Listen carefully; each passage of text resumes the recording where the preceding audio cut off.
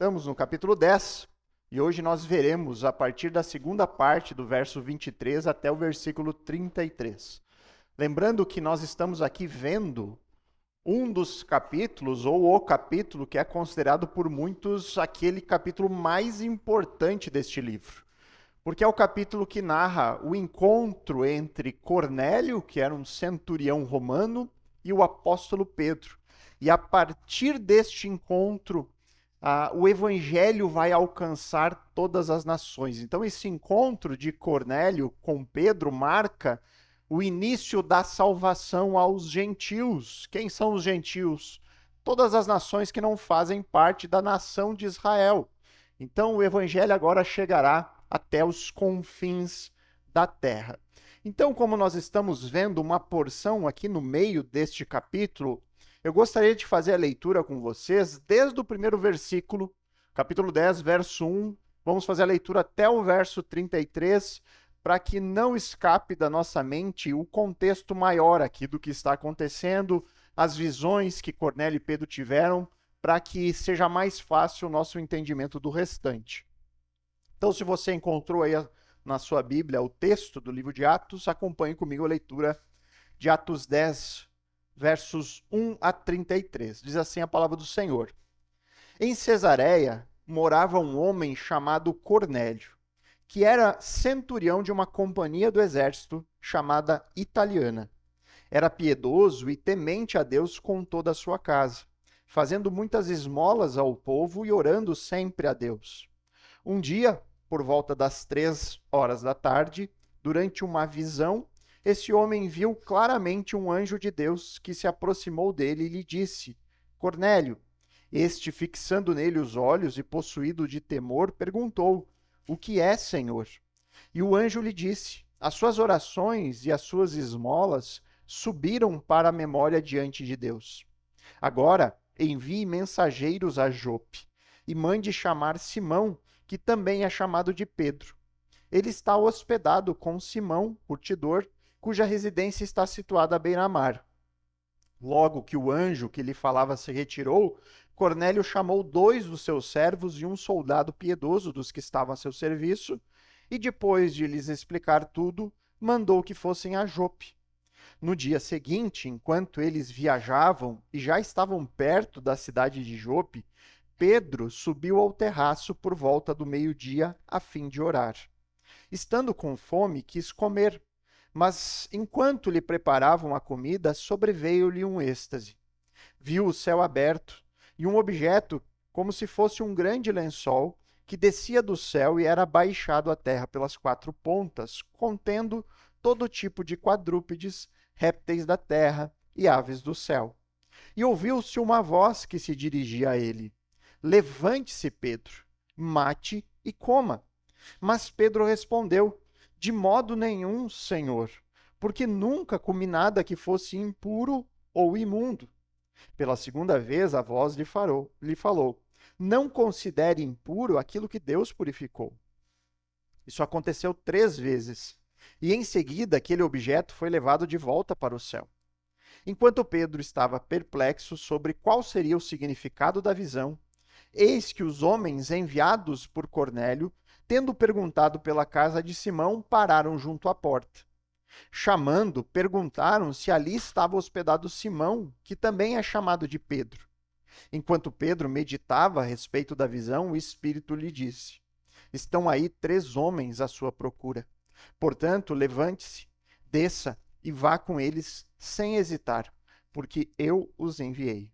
Então Pedro desceu e disse àqueles homens: Eu sou a pessoa que vocês estão procurando. O que os traz até aqui? Então disseram: O centurião Cornélio, homem reto e temente a Deus, e tendo bom testemunho de toda a nação judaica, foi instruído por um santo anjo a mandar chamar você para a casa dele e ouvir o que você tem a dizer. Pedro, então, convidando-os a entrar, hospedou-os. No dia seguinte, Pedro se aprontou e foi com eles. Também alguns irmãos dos que moravam em Jope foram com ele. No dia seguinte, Pedro chegou a Cesareia. Cornélio estava esperando por eles, tendo reunido seus parentes e os amigos mais íntimos. Quando Pedro estava por entrar, Cornélio foi ao seu encontro e prostrando-se aos pés dele, o adorou. Mas Pedro o levantou, dizendo: Levante-se, porque eu também sou apenas um homem. Falando com ele, Pedro entrou, encontrando muitos reunidos ali, a quem se dirigiu, dizendo: Vocês bem sabem que um judeu está proibido de se juntar a um gentil ou de entrar na casa dele. Mas Deus me mostrou que não devo considerar ninguém impuro ou imundo. Por isso, uma vez chamado, vim sem vacilar. E agora pergunto: por que motivo vocês mandaram me chamar? Cornélio respondeu: Faz hoje 4 dias, que mais ou menos por esta hora, às 3 da tarde, eu estava orando em minha casa. De repente se apresentou diante de mim um homem vestido com roupas resplandecentes que disse: Cornélio, a sua oração foi ouvida e as suas esmolas foram lembradas na presença de Deus. Envie, pois, alguém a Jope e mande chamar Simão, que também é chamado de Pedro. Ele está hospedado na casa de Simão, curtidor à beira-mar. Portanto, sem demora, mandei chamá-lo, e você fez muito bem em vir. Agora estamos todos aqui na presença de Deus, prontos para ouvir tudo o que o Senhor ordenou a você. Queridos, vamos ter mais uma palavra de oração? Vamos pedir a direção de Deus para essa análise e exposição. Querido Deus, bondoso Pai, nós agora nos colocamos diante da Tua palavra, clamando pela Tua ajuda, Deus. Sabemos que nós temos diante de nós muito mais do que um livro, nós temos a própria palavra do Senhor, que em tudo nos instrui, em tudo nos orienta, em tudo nos ajuda, em tudo nos mostra o caminho. Então que possamos agora, Deus, meditar no texto bíblico e possamos ser capazes de retirar ensinos e aplicações para a nossa vida hoje. Porque de nada adianta nós apenas ouvirmos a palavra e não a praticarmos. Então nos ajuda, Senhor, a retirar coisas desse texto que nós possamos praticar em nossa vida. E com isso, Deus, andarmos nos teus caminhos até o fim. Louvamos ao Senhor pelo privilégio que nós temos da palavra, da congregação, do poder estar reunidos em torno da palavra. Que o teu Santo Espírito venha a nós e nos ilumine aqui nesta manhã. É o nosso desejo e oração. Amém. Queridos, finalmente chegamos no encontro entre Cornélio e Pedro. Finalmente aconteceu esse encontro. E este é, sem dúvidas, um encontro providencial. O que eu quero dizer com isso? Um encontro que só ocorreu por conta da interferência, da providência de Deus. Deus agiu ali para que esses homens se encontrassem. E nós podemos dizer aqui que esse é um encontro que envolve 3 personagens principais. Nós temos Cornélio de um lado, nós temos Pedro de outro, nós temos Deus aqui, agindo ativamente como aquele que organiza esse encontro. Nós já analisamos e já vimos aqui todo o momento preparatório, nós já vimos aqui as visões, analisamos essas visões, aprendemos sobre elas, tanto a visão de Cornélio quanto a de Pedro. Nós vimos quais foram as ordens que Deus deu a cada um deles. Nós já vimos os momentos que prepararam e antecederam este encontro. E hoje nós veremos, de fato, esses 2 homens entrando em contato um com o outro. É o texto que nós vamos ver hoje. E eu gostaria aqui, nessa manhã de domingo, de destacar 3 momentos aqui deste texto, da segunda parte do verso 23 até o verso 33. Cada um desses momentos nós vamos enxergar um desses personagens atuando e tendo proeminência na narrativa. Nós vamos ver o momento onde Cornélio aparece atuando, tendo ali o seu destaque na narrativa. E por meio da atitude de Cornélio, nós veremos uma atitude que demonstra a ignorância de um homem. E nós vamos entender o que isso significa. Depois nós veremos a atitude de Pedro. E ali em Pedro nós vemos algo oposto a Cornélio, porque há em Pedro uma demonstração de sabedoria, de alguém que realmente entende e conhece a verdade de Deus. E por fim nós vamos analisar uma ação daquele que coordenou todas as coisas. Nós veremos a forma como Deus agiu. E nisso nós temos uma demonstração acerca da importância da oração na vida dos que creem. Então eu gostaria de primeiro aqui analisar a atitude de Cornélio. E aqui nós veremos uma demonstração de ignorância. Acompanhe comigo aí a segunda parte do verso 23 até o verso 25. Olha o que diz o texto. Mantenha sua Bíblia aberta que nós vamos caminhar por ele. Diz assim: no dia seguinte, Pedro se aprontou e foi com eles. Também alguns irmãos dos que moravam em Jope foram com ele. No dia seguinte, Pedro chegou a Cesareia. Cornélio estava esperando por eles, tendo reunido seus parentes e os amigos mais íntimos. Quando Pedro estava por entrar, Cornélio foi ao seu encontro e, prostrando-se aos pés dele, o adorou. Então, aqui Lucas está nos dizendo que no dia seguinte, Pedro ele se preparou para a viagem e ele convidou alguns irmãos ali da igreja da cidade de Jope, convidou para ir junto. Convidou alguns irmãos, vamos junto comigo nessa viagem. E é certamente uma decisão sábia aqui da parte de Pedro, porque essas pessoas serão testemunhas fundamentais daquilo que iria acontecer neste encontro. Foi muito bom ter essas testemunhas ali. De acordo com o texto, essa distância de Cesareia e Jope, nós vimos aqui em outra oportunidade, que era em torno de 50 a 60 quilômetros, foi percorrida por Pedro em 1 dia e meio. Então ele saiu na manhã de um dia e chega na tarde do outro. E aí, quando Pedro chega ao seu destino, obviamente que Cornélio estava lá na janela, olhando, observando o caminho da entrada, estava ansioso, esperando por aquele homem que viria amando de Deus. Quem não estaria assim? Cornélio, inclusive, ele não estava nem sozinho. Ele convidou os seus familiares, ele convidou os seus amigos, todos para estarem lá naquele dia. E, irmãos, ninguém que recebe a visão de um anjo, ninguém que recebe uma visão deste tipo vai segurar aquilo para si mesmo. Poxa, eu sei que eu estou recebendo um homem de Deus. Ele vai vir aqui trazer uma mensagem de Deus. Eu preciso convidar todo mundo. Eu vou convidar a minha família, eu vou convidar os meus amigos. Eu quero que todo mundo esteja presente. Ninguém privaria o seu povo de algo assim. Nós já vimos antes que para Cornélio a fé não era um assunto pessoal. Eu só creio. Eu crendo tá bom. Não, ele influenciava. Ele contava a sua família. Ele fez os seus servos crerem como ele. Inclusive, haviam soldados do seu batalhão que eram homens piedosos e que acreditavam no Deus dos judeus como ele. Então, ele exercia essa sua influência onde ele podia. Ele entendeu, o verdadeiro Deus é o Deus de Israel. Eu não vou reter isso para mim, eu quero que as pessoas creiam.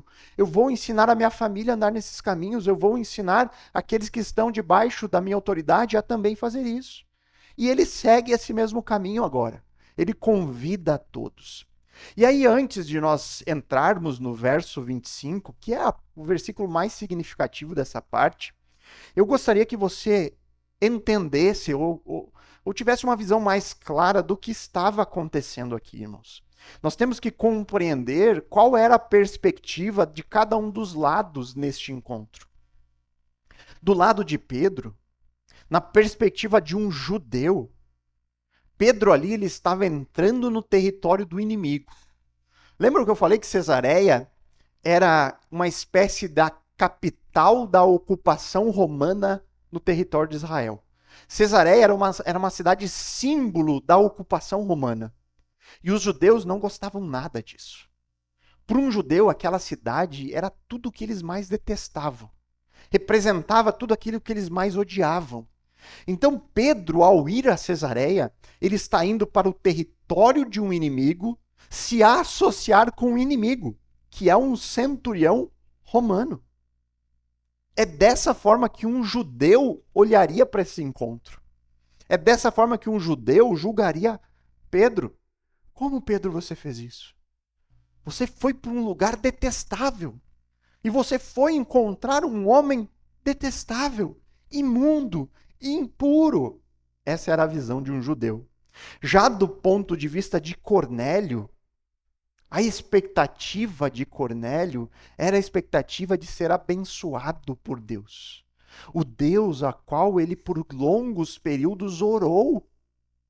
Nós vemos no texto isso, Deus falou, as suas orações chegaram até mim. Ou seja, Cornélio era um homem que orava a Deus. Nós não sabemos o conteúdo dessas orações, mas possivelmente ele orava por salvação, por ser abençoado por Deus. Orava por mais conhecimento, mais entendimento. Então nós temos aqui a reação de um homem que depois de anos de súplicas vai receber uma mensagem que ele ainda não sabe qual é. Mas o anjo deixou claro: chame aquele homem chamado Pedro, porque ele tem coisas a dizer a você. Essas coisas vêm da parte de Deus. Então Cornélio, ele estava aqui no momento de uma ardente expectativa por ser abençoado por alguém que havia sido enviado diretamente por Deus para isso. E o que nós vemos no verso 25 reflete essa expectativa. Reflete esse entendimento de Cornélio, de estar naquele momento recebendo um representante divino. Alguém que foi enviado por Deus. Olha o que diz o verso 25. Quando Pedro estava por entrar, Cornélio foi ao seu encontro. Irmãos, ele deve ter ido assim, com toda a disposição possível. E aí o que ele faz? E prostrando-se aos pés de Pedro, o adorou. Irmão, eu sei que num primeiro momento isso aqui parece assim que é aquela adoração pagã que nós estamos acostumados. Ele se ajoelhou, começou a orar. Começou a achar que Pedro era o próprio Deus. Irmãos, no original, essa palavrinha traduzida por adorou, que vem do grego prokunel, ela tem a ideia de uma postura. Ela está falando aqui da maneira como Cornélio se expressou. É como se Cornélio, ali naquele momento, expressou todo o seu respeito, toda a sua reverência por alguém que, aos olhos dele, estava numa posição superior a dele. Então, quando nós lemos aqui na Bíblia que Cornélio adorou Pedro, prostrado aos seus pés, o que Lucas quer nos informar aqui é a condição da sua postura física. Ele está ali ajoelhado, prostrado, em um sinal de reverência. Isso fala muito mais da postura do que do coração de Cornélio. Esse é o ponto. Não sei se você consegue perceber qual a diferença disso. Ele não está preocupado em nos dizer o coração de um idólatra, mas a postura de alguém que reconhece a autoridade de outro e reverencia aquela pessoa. É algo da postura. Então, quando nós olhamos para isso, isso não é diferente daquilo que Cornélio conhecia no seu contexto. Na sua posição de alguém que também tinha autoridade, como um centurião, um chefe de 100 soldados, e também não é muito diferente da própria cultura pagã do seu tempo.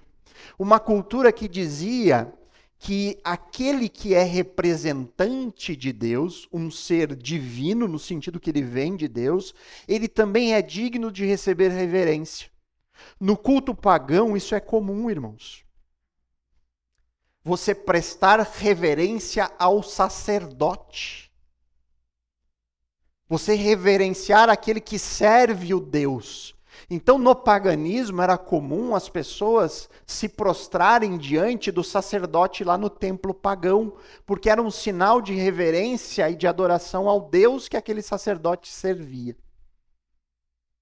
Irmãos, isso aqui nos mostra alguém que está imerso numa cultura pagã. A sua mente é formada por isso. Reflete uma mentalidade moldada e uma cultura onde qualquer homem que represente a Deus deve ser venerado. Irmãos, será que a gente não conhece coisas assim nos nossos dias? Sacerdotes sendo reverenciados como alguém divino? Irmãos, nós vimos isso com a questão da morte do Papa. É muito similar a isso. Isso provém do paganismo. É típico de paganismo, essa reverência demasiada a uma pessoa. E nós vamos falar bastante sobre isso hoje. Então esse era o pensamento que moldava a mente de Cornélio. Era comum naquela cultura a reverência aos deuses. de uma forma a se prostrar aos pés dos sacerdotes. O que nós temos que entender aqui, irmãos, é que mesmo que Cornélio ele seja descrito no texto bíblico como alguém temente a Deus, ele ainda reflete o comportamento do seu tempo. Ele ainda reflete a cultura pagã que formou ele. Cornélio ainda é um ignorante nas questões da fé. Ele reflete isso aqui. Quando ele esteve presente diante de um homem que ele considerava um representante de Deus, ele apenas se comportou como ele foi ensinado a se comportar, prestando reverência. Irmãos, reverência e idolatria têm uma pequena diferença. Porém, no final das contas, tudo vai para o mesmo lugar. Ambas estão erradas. E aqui nós encontramos um ponto importante para nós refletirmos. Reflexão pessoal da nossa conduta prática. Irmãos, nós vemos aqui alguém que temia a Deus, mas que o seu comportamento refletia ainda a cultura dos seus dias. E aí nós temos que pensar, com base em Cornélio, até que ponto será que os nossos próprios comportamentos, no nosso dia a dia, na própria maneira como nós adoramos a Deus, na maneira como nós cultuamos, na maneira como nós pensamos a vida, não podem também refletir a nossa própria ignorância acerca da fé e sobre a palavra de Deus? Até que ponto a maneira como nós vivemos, as decisões que nós tomamos, a maneira como nós adoramos a Deus, não reflete um pensamento moldado mais pela cultura, pelo mundo que nos cerca, do que pela palavra de Deus? Quantas coisas, quantos comportamentos nós só replicamos, irmãos? Porque são coisas que nós aprendemos ao longo da nossa vida. Aprendemos desde a nossa infância. Irmãos, todos nós carregamos tradições, pressuposições, trazemos conosco comportamentos que podem sim estar impregnados da cultura que nos cerca. Coisas que não deveriam ser repetidas, porque não refletem a vontade de Deus para nós. Não estão de acordo com aquilo que o Senhor nos instrui na sua palavra. Nós crescemos, vamos aprendendo e vamos adquirindo isso. Uma bagagem de conceitos, uma bagagem de ideias. E muitas vezes aquilo que nós aprendemos não refletem a palavra do Senhor. Nós aprendemos na nossa casa, com familiares que nem conheciam a Bíblia. Nós aprendemos no nosso trabalho, no convívio com os nossos colegas. Nós aprendemos nas escolas, que hoje em dia, infelizmente, são moldadas em uma mentalidade secular. Nós aprendemos lendo alguns livros, e que por mais cristãos que possam ser, carregam ali também pressupostos que podem não vir da palavra. Irmãos, nós aprendemos coisas erradas até mesmo dentro das igrejas. Nós carregamos tradições e coisas que nós aprendemos em lugares que nós considerávamos certos e que não são. Não são à luz da Bíblia. São práticas, doutrinas de homens. Isso está cheio, irmãos. É por isso que é sempre importante nós termos a consciência de que as nossas atitudes que são o reflexo da forma como nós pensamos, os nossos atos refletem aquilo que nós acreditamos, aquilo que molda a nossa mente, e que muitas vezes as nossas atitudes podem refletir muito mais o comportamento de Cornélio, um comportamento moldado pela cultura pagã do seu tempo, do que o comportamento de Pedro, de alguém que é moldado pelo ensino de Cristo, pela palavra, pelo Espírito Santo. Irmãos, você precisa entender isso. É sim, não só possível, mas muito provável que na sua vida você reflita comportamentos de alguém que não conhece a Deus. É muito possível. É muito provável. Que muitas das suas ações reflita alguém que não entende, que não conhece e que não tem andado de acordo com o Senhor.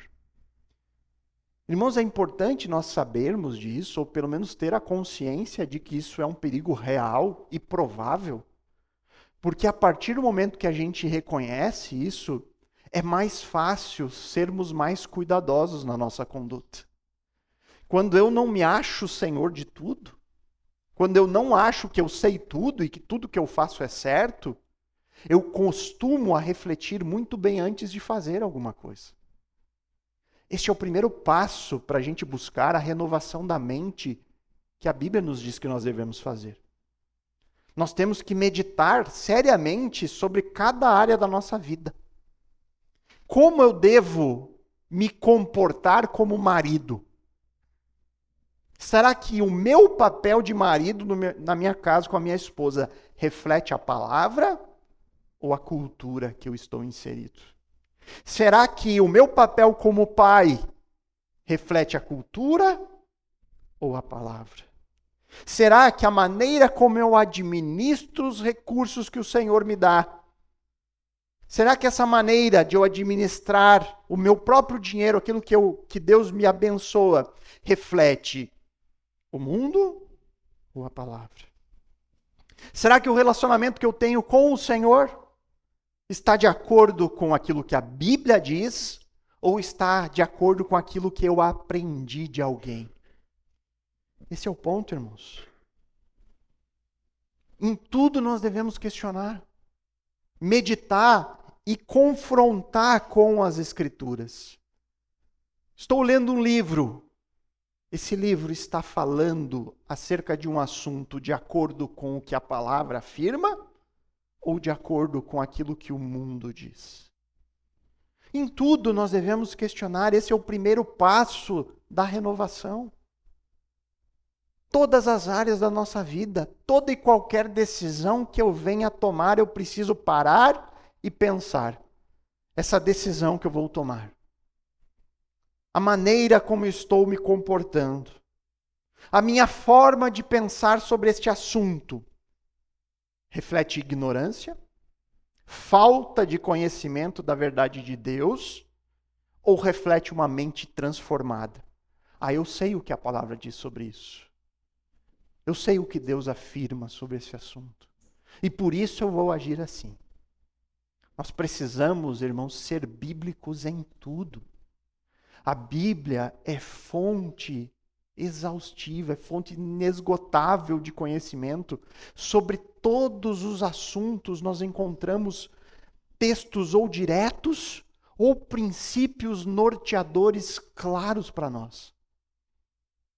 A Bíblia deve ser considerada e encarada por nós como algo suficiente. Eu encontro aqui tudo o que eu preciso. Basta eu me debruçar e aprender. Basta eu ir atrás. Só que muitas vezes, irmãos, isso custa. Custa tempo. Custa neurônio. A gente gosta do caminho mais fácil. A gente gosta do videozinho curto de 2 minutos no máximo, que me dê uma palavra motivacional, que me encoraje. Mas não é assim que Deus faz, irmãos.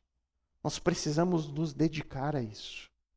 Então o relato de Cornélio aqui nos ensina um pouco sobre isso.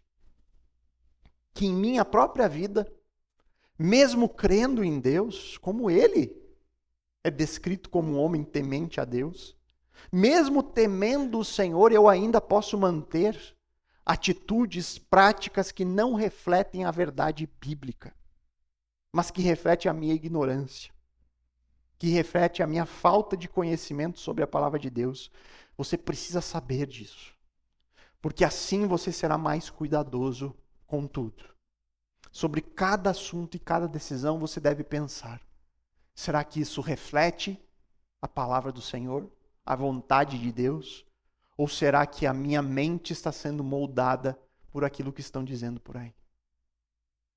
Irmãos, a cultura nos sufoca. A cultura tenta nos enganar. Nós vivemos em um mundo onde o espírito que atua é o espírito anticristo. Ou seja, contrário a Deus, contrário à palavra. Se não, eu costumo dizer, só há 2 conselhos neste mundo. o conselho de Deus e o conselho do diabo. Só há duas palavras, a palavra de Deus e a palavra da serpente. Qual nós estamos deixando guiar a nossa vida? Essa é uma boa meditação baseada nesse texto. Então nós vimos aqui uma demonstração de ignorância da parte de Cornélio. E aqui quando eu falo ignorância, não é no contexto atual da palavra, que é quase um xingamento. Você é um ignorante, é um xingamento. Não, estou falando aqui que reflete falta de conhecimento. Cornélio ainda não tinha todo o conhecimento necessário. Então, naquele momento, ele reflete aquilo que ele entendia. Era um pensamento moldado na cultura e não na palavra. Agora, nós temos na demonstração, na ação de Pedro, uma demonstração ao contrário, uma demonstração de sabedoria. Isso nós vemos nos versos 26 a 29, onde diz ali: mas Pedro o levantou dizendo: levante-se, porque eu também sou apenas um homem. Falando com ele, Pedro entrou, encontrando muitos reunidos ali, a quem se dirigiu dizendo: vocês bem sabem que um judeu está proibido de se juntar a um gentil ou de entrar na casa dele. Mas Deus me mostrou que não devo considerar ninguém impuro ou imundo. Por isso, uma vez chamado, vim sem vacilar. E agora pergunto: por que motivo vocês mandaram me chamar? Então perceba que aquilo que para Cornélio, um homem gentil, numa cultura pagã, era normal, para o judeu era algo detestável. Nenhum judeu ele se colocaria na posição de ser venerado. Receber uma veneração que só é digna para Deus. Ninguém faria isso. Você pode comparar a cultura romana da cultura judaica, você vê isso muito claro. Como que eram as moedas romanas? O que tinha estampado numa moeda romana? O rosto do imperador. Você já viu alguma moeda judaica, de origem do povo judeu? Você nunca vai encontrar a imagem de ninguém ali. Você encontra elementos da natureza, da criação, plantas, coisas nesse sentido, mas você nunca encontra a imagem de uma pessoa ali. Você não vê judeus, naquele contexto do primeiro século, pintando retratos. Você não vê os judeus construindo estátuas. Nada disso fazia parte da cultura. Porque eles entendiam que somente um é digno de adoração. E que essas imagens, elas podem muito bem ser alvo de adoração por um povo que não entende a palavra de Deus. Então, quando Pedro viu Cornélio prostrado diante dele, mesmo que a intenção de Cornélio não fosse aquela intenção de fazer um ato de adoração a Deus, mas imediatamente Pedro ele quer corrigir qualquer equívoco que possa haver. Imediatamente ele vai lá e levanta. Meu querido, toda a honra e glória é somente a Deus. Levante-se, porque assim como você, eu sou só um homem pecador. Não há diferença aqui. E mais uma vez, irmãos, eu quero chamar a sua atenção para a realidade desse encontro. Eu já disse aqui outras vezes que nós, cristãos do século XXI, nós temos dificuldade para entender o desafio que está aqui. Nós, que somos gentios também, não sei se há algum judeu aqui, mas acredito que não. Diferente dos gentios daquele tempo, irmãos, nós fomos criados dentro de uma cultura cristã. Nós aprendemos sobre a Bíblia ao longo da nossa vida. Os nossos feriados que marcam o nosso calendário cultural nos lembram de eventos bíblicos, Nós tivemos a Páscoa, temos o Natal. Então nós conhecemos um pouco dessa história. Por mais que alguém não seja nem cristão ou devoto, você aprende a conhecer sobre a história bíblica, sobre Jesus, enfim. O judeu, até o samaritano, eles também conheciam bastante coisa teológica. O judeu principalmente, E essa compreensão ajuda a entender o evangelho. Ajuda a compreender a mensagem. Mas aqui, Pedro está diante de uma plateia completamente sem conhecimento. O que eles conhecem é da relação com o povo judeu, mas eles conhecem quase nada das Escrituras ou da teologia que há nas Escrituras. Existe só nessa plateia desejo de ouvir. E Pedro sabe disso. Ele reconhece esse abismo. E aí ele começa falando sobre o que eles sabiam. Há um conhecimento nesse público, mas é um conhecimento que vem da cultura e da tradição. Ele diz: vocês bem sabem que um judeu está proibido de se juntar a vocês. Esse é o conhecimento que eles tinham, cultural. Olha, vocês sabem disso, eu não poderia estar aqui. É proibido para nós judeus. Não que a lei de Deus proibisse, mas a tradição judaica proibia. Eu sou proibido de estar aqui. Ele deixa bem claro, há um abismo aqui que nos separa. E sabendo desse abismo, Pedro ele tenta, antes de falar o evangelho, antes de pregar, ele quer saber o que eles sabem além do contexto cultural. E é por isso que ele pergunta: por que motivo vocês me chamaram aqui? Isso aqui também poderia ser traduzido como: de que forma eu posso servi-los agora? Como eu posso ajudá-los? Vocês me chamaram, então o que vocês esperam de mim? Irmãos, essa é uma pergunta extremamente inteligente, sábia da parte de Pedro. Por quê? Porque ao ouvir a resposta, Pedro ele pode fazer uma leitura do que eles entendem. Até onde eles já receberam revelação, o que Deus já contou para eles, porque ele sabe que Cornélio já teve uma visão, e aí então ele vai poder organizar os seus argumentos e a sua pregação para que ela seja mais eficiente. Então, antes de nós vermos o que Cornélio vai dizer, eu gostaria de retirar disso algumas aplicações. Dessa demonstração de sabedoria que nós encontramos em Pedro. E isso tem a ver com evangelismo. É disso que se trata o texto. Pedro indo evangelizar pessoas. Irmão, se você é crente, se você já creu em Jesus como Senhor e Salvador da sua vida, você tem a mesma missão de Pedro, de evangelizar, de ser testemunha de Jesus. Essa missão o Senhor confiou a todos os discípulos. E com base na conduta de Pedro, existem duas coisas que nós podemos aprender e que podem nos ajudar no evangelismo. A primeira lição que nós retiramos aqui de Pedro, que a nossa tarefa no evangelismo é levar pessoas a Cristo. Nossa, pastor, que novidade. É óbvio que é para levar as pessoas a Cristo. É isso que é o evangelismo.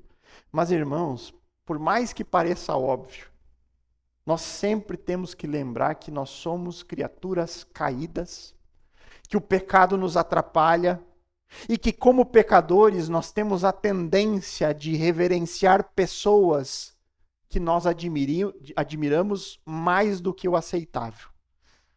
Repare o que acontece no mundo em que nós vivemos. Como que são tratados os artistas, os cantores, os jogadores de futebol, os líderes religiosos, incluindo pastores. Como que são tratados essas pessoas que são admiradas? Irmãos, são pessoas que muitas vezes são colocadas praticamente numa espécie de altar, que recebem uma admiração, uma veneração irracional. E não faz sentido. Não faz sentido. Irmãos, faz sentido. Você olha aqueles shows, né? Especialmente shows de artistas que os adolescentes gostam. Os jovens. Os jovens, sempre os jovens. E os artistas que os jovens gostam. Você olha lá, eles acampam dias antes. Aquela primeira fileira que fica na frente, você olha quando o artista entra, o que acontece nas expressões daquelas pessoinhas? Choram, desmaiam. Queridos, isso faz sentido quando a gente raciocina assim, quem são eles? Homens como nós. Faz algum sentido nisso? Só que, irmãos, isso não para nesse nível assim que a gente pensa, não, mas isso não... Irmãos, isso tem entrado dentro das igrejas. Tem entrado, tem pastores super populares que as pessoas vão lá para ver aquele homem. Eu lembro da leitura de um livro onde um pastor estava aconselhando outros pastores e ele dizia: pastor, se você possui algum destaque, se você tem exercido alguma influência sobre as pessoas, é sua responsabilidade responsabilidade manter os olhos dessas pessoas em Jesus. Se você tem tido algum destaque, se as pessoas têm gostado, é sua responsabilidade mostrar que os seus pés são de barro. Que você é cheio de rachadura também. Que você também luta contra os pecados. Você precisa mostrar para as pessoas que você não é diferente dos outros. Que você luta com os mesmos problemas que qualquer outra pessoa. Irmãos, é isso que Pedro está fazendo aqui. O que Pedro faz para Cornélio? Levante-se, porque eu também sou apenas um homem. Não há nada de diferente em mim, nós somos todos iguais. Nós somos todos pecadores que necessitam da graça de Deus. E aí, como eu já disse várias vezes, irmãos, e vou continuar repetindo, enquanto ainda houver essa cultura que divide o meio evangélico em castas. Crentes mais espirituais e menos espirituais, crentes super espirituais e crentes que ainda não foram batizados. Irmãos, enquanto houver isso, eu vou dizer, queridos, a Bíblia não fala sobre isso. A Bíblia diz claramente, não sou eu, é a palavra de Deus. Leia 1 Coríntios 12, 13. E todos nós foi dado de beber o mesmo Espírito. Todos os que creem foram dados de beber o mesmo Espírito Santo de Deus. A Bíblia mostra que não há diferença entre nós de valor. Não há diferença entre nós de espiritualidade. Somos todos iguais. A diferença está apenas na função que cada um exerce no corpo de Cristo. A diferença está na maturidade que cada um tem, na sua busca em conhecer a Deus, no conhecimento que a pessoa possui da palavra de Deus, esse conhecimento que ela desenvolveu na sua história, mas não há diferença entre poder mais espiritual, a oração mais poder. Não. O poder da oração está naquele onde nós colocamos a oração. O poder da oração está no nome de Jesus, na pessoa de Jesus, e não naquele que faz a oração. É isso que a Bíblia ensina, irmãos. Então a nossa tarefa, quando nós evangelizamos, ensinamos as pessoas sobre Jesus, é exaltar a Ele. É dizer o que você precisa de Cristo.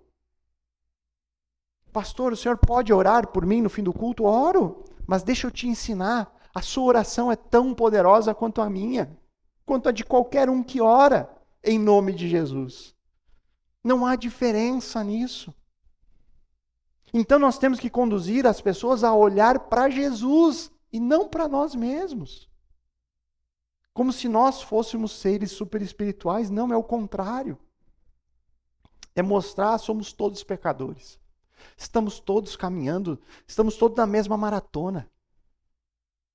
Alguns vão chegar antes, estão mais bem preparados, fizeram todo o treinamento certinho, mas tem outros que não fizeram tanto assim, falharam, e aí vão chegar aos trancos e barrancos lá, com cãibra, mas vão chegar.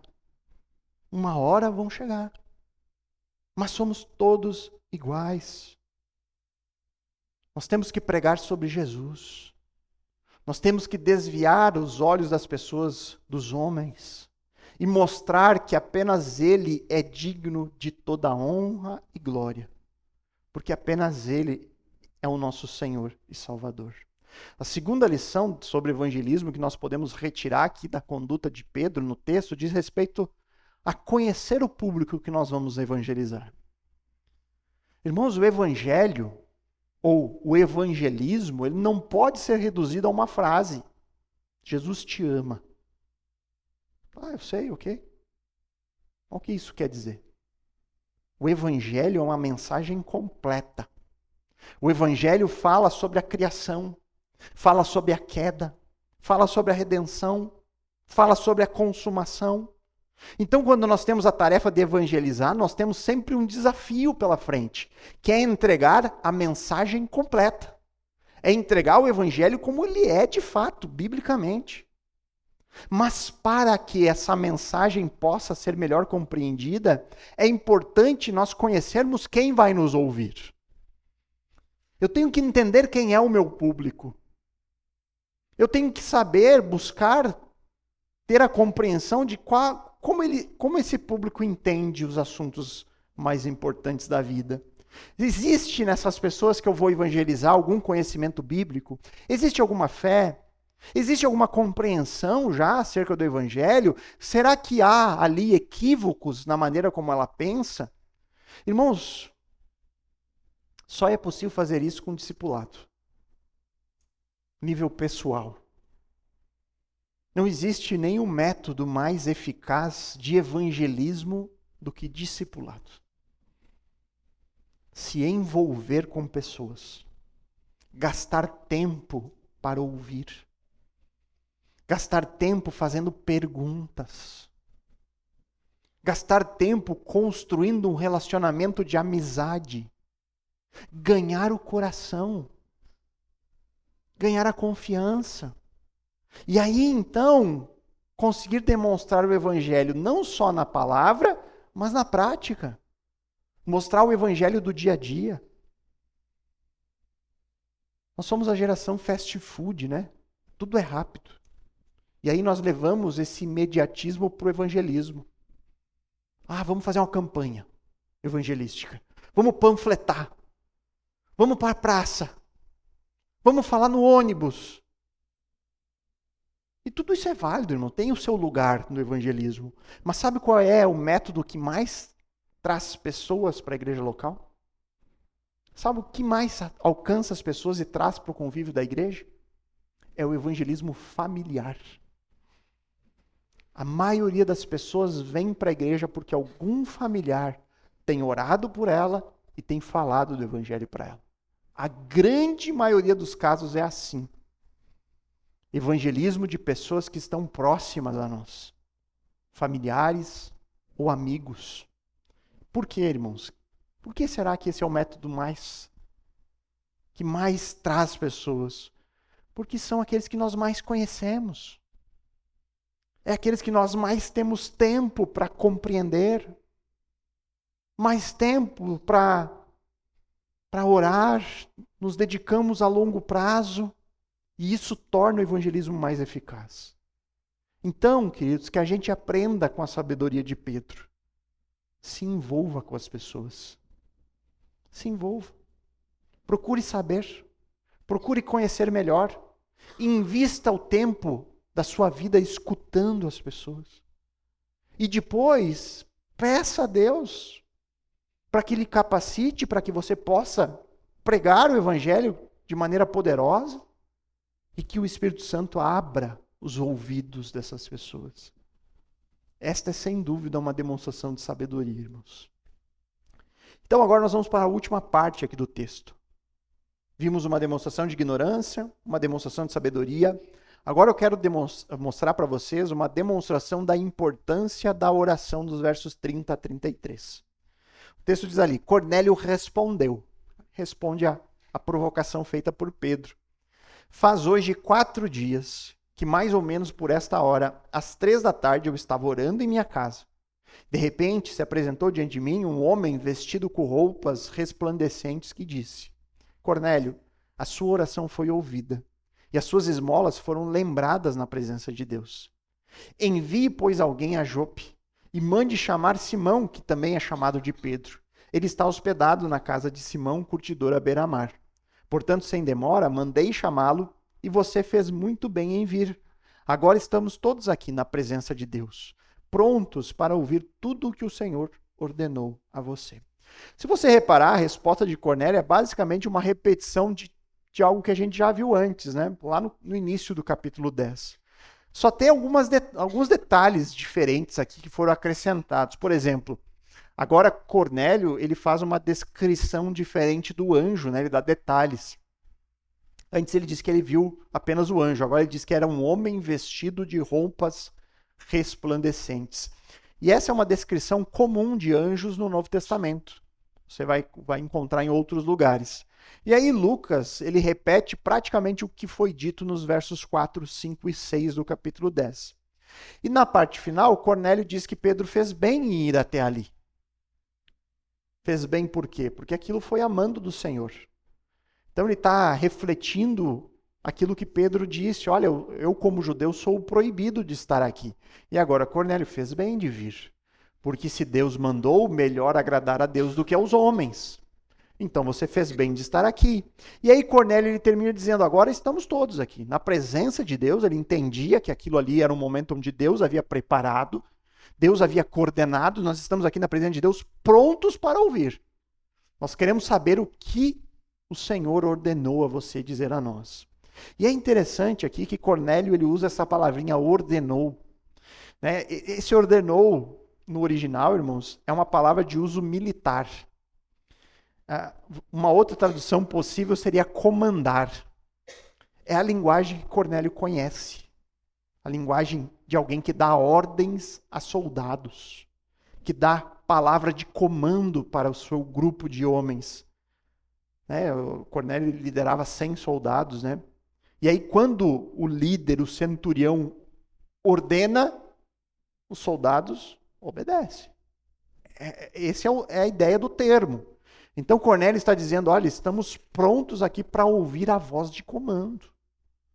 Estamos prontos aqui para ouvir a ordem que Deus tem a nos dar. Nós estamos prontos como bons soldados. O que você disser, nós vamos fazer. E aí eu penso, né? Que oportunidade. Que oportunidade Pedro teve aqui. Que privilégio é ter uma plateia nessa disposição. Desejo intenso de ouvir o Evangelho. Desejo intenso de saber o que diz a palavra de Deus. Que alegria Pedro deve ter sentido. Poder proclamar o testemunho sobre Jesus a pessoas que estão desejosas em ouvir. Pedro já havia pregado para os religiosos, pessoas que desprezavam a mensagem. Agora ele estava num público que estava lá. Fala para nós. Fala o que Deus tem a dizer. Eles entendiam que aquilo não era a palavra de Pedro, era a palavra do Senhor. E toda essa narrativa, irmãos, que nós vimos até aqui, do capítulo 10, tudo que nós já vimos nesse capítulo deixa muito claro que este encontro de Cornélio e Pedro fazia parte do plano soberano de Deus. Um plano de Deus para alcançar os gentios. Nós vemos Deus agindo, Deus indo lá, dando as visões, marcando encontro, mandando o endereço, tudo, nós vemos claramente aqui. Mas ao mesmo tempo, o texto também diz para nós que este encontro aqui é uma resposta do Senhor ao clamor de Cornélio. O que o anjo diz para Cornélio? Cornélio, a sua oração foi ouvida. Então, isso é também uma demonstração de que Deus está atento às orações do seu povo. Nós temos aqui o encontro de dois homens,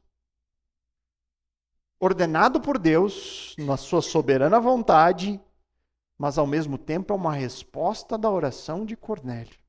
E aí nós encontramos aqueles temas que nos deixam confusos. Tudo isso aconteceu porque Deus havia planejado isso? Ou porque Cornélio orou por isso? É aquela tensão boa de sempre.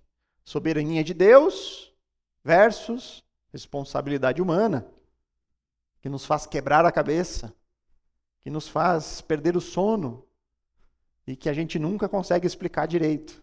Sempre fica com mais quebrando a cabeça. Irmãos, isso reflete muito naquilo que nós vamos entender sobre oração. Se Deus é soberano, será que a oração pode mudar as coisas? Já parou para pensar nisso? Se Deus é... O que é soberano, irmãos? Eu digo, no meio evangélico a gente fala constantemente, canta, nosso Deus é soberano. Mas o que isso significa? Que Ele rege todas as coisas. Que Ele está no controle de tudo. Se Deus é soberano, adianta orar? A minha oração vai mudar o plano soberano de Deus? O que a Bíblia ensina sobre isso? Qual é o ensino bíblico acerca da oração? Tem um ponto onde todo mundo vai concordar. que a Bíblia ensina que a oração é o meio essencial da comunhão do crente com Deus. Todo mundo concorda com isso. A oração é um mandamento.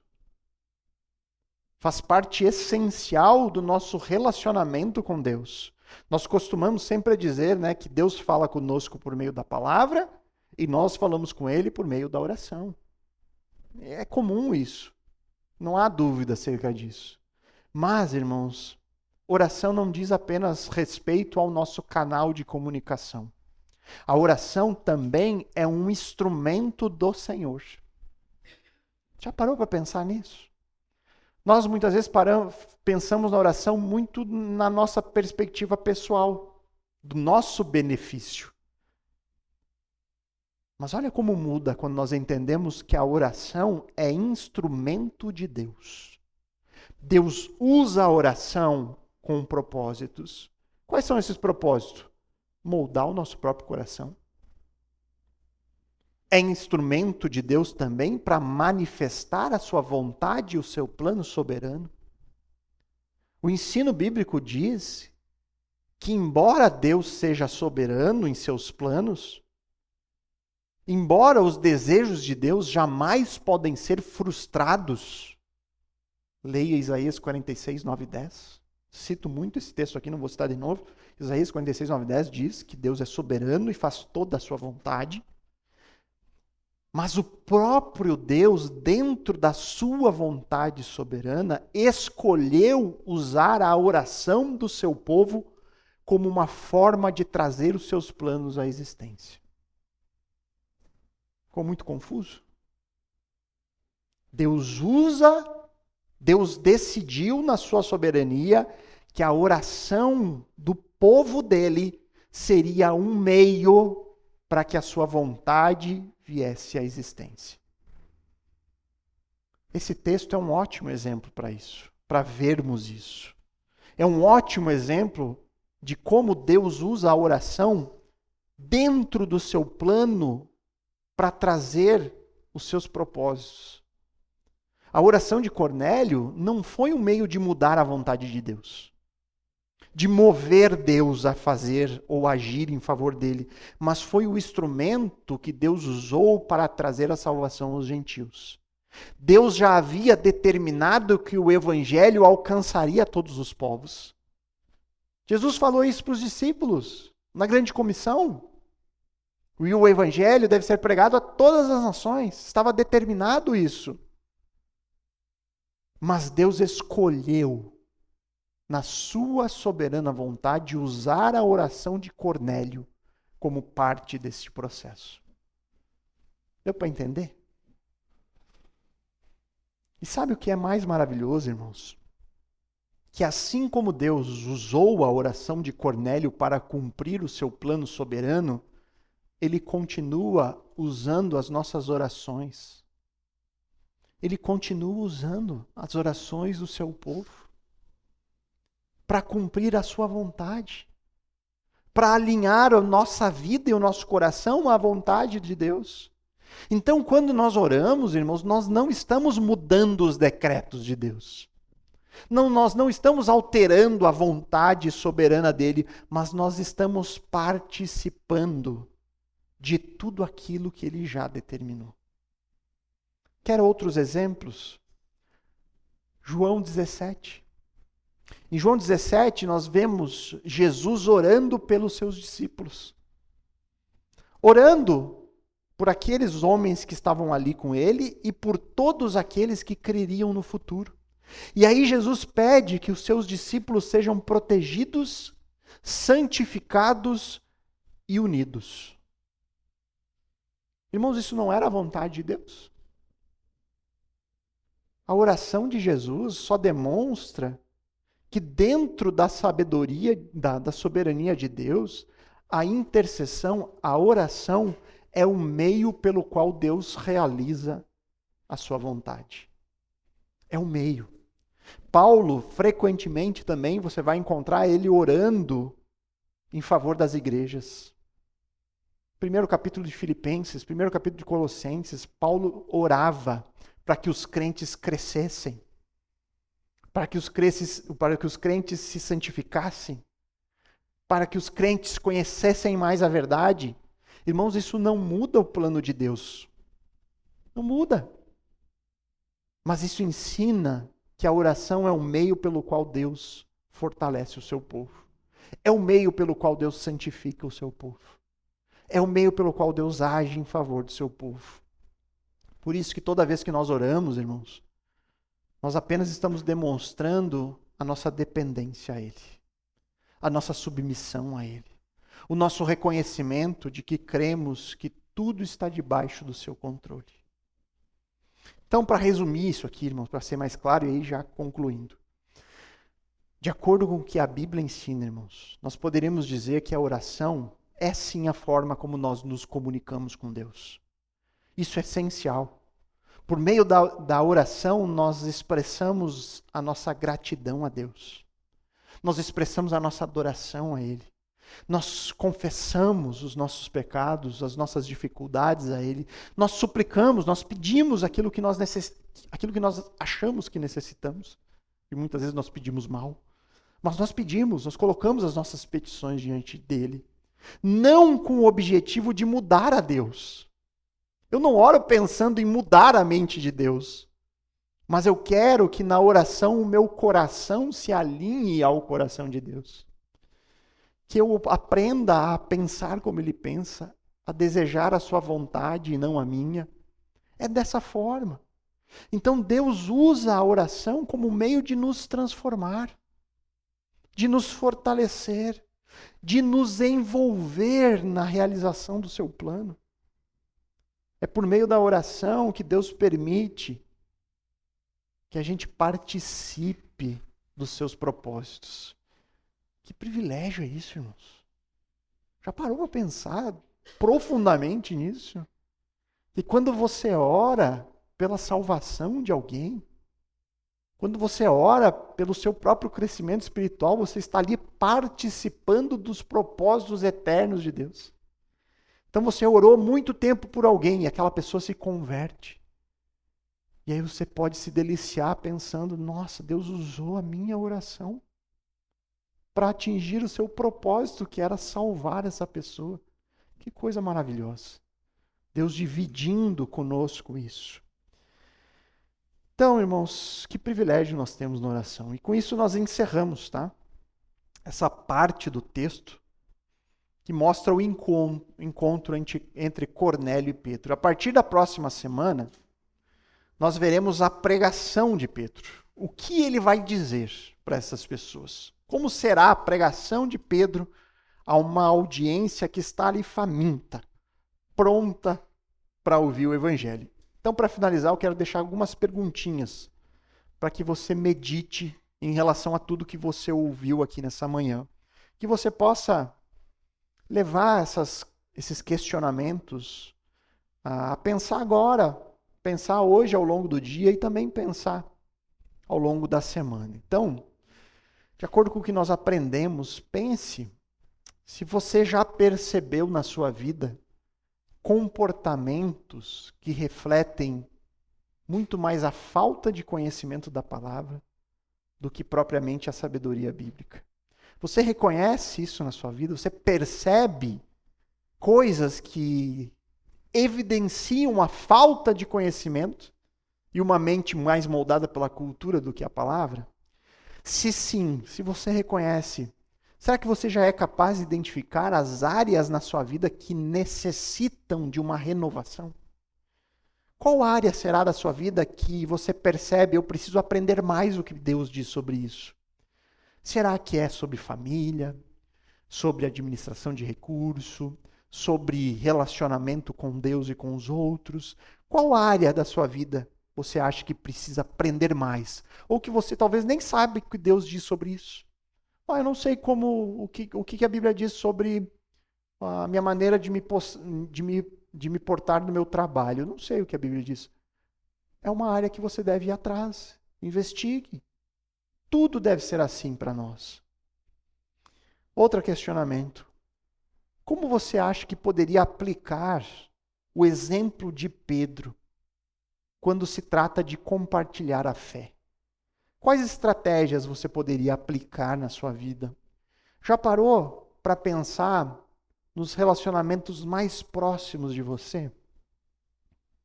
Você tem se esforçado em compartilhar o Evangelho aos da sua casa? Aos seus amigos mais íntimos? Quais estratégias de Pedro você poderia aplicar nisso? E por fim, qual papel a oração tem desempenhado na sua vida? Como tem sido a sua vida de oração? Você tem investido nisso? Você tem sido consistente nisso? Você entende a importância deste grande privilégio que Deus lhe concedeu? E aqui eu encerro com uma citação de um teólogo chamado R.C. Sproul. Ele fala sobre oração, ele diz assim: em palavras simples, a oração tem um lugar vital na vida do cristão. Vital. Alguém pode orar e não ser um cristão. Mas alguém não pode ser um cristão e não orar. Acho que aqui ele foi ao ponto. Tudo que eu fui difícil de ser entendido, o Sproul conseguiu botar em uma frase. E que gravem isso. Podem esquecer tudo que eu disse, mas gravem isso. Nós podemos não ser cristãos e estar orando todos os dias. Mas não há como alguém dizer ser cristão e não ter vida de oração. Então oremos. Bondoso Deus, amado Senhor, obrigado pela Tua santa palavra, obrigado pelo tempo juntos, Senhor. Nos ajuda nas nossas dificuldades, lutas, pecados, que o Senhor nos molde de acordo com o Teu Filho, de acordo com a Tua santa palavra.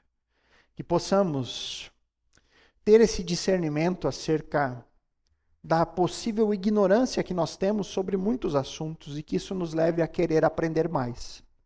Que nos leve à palavra de Deus, que nos leve a sermos dedicados na busca pelo estudo e conhecimento de Ti.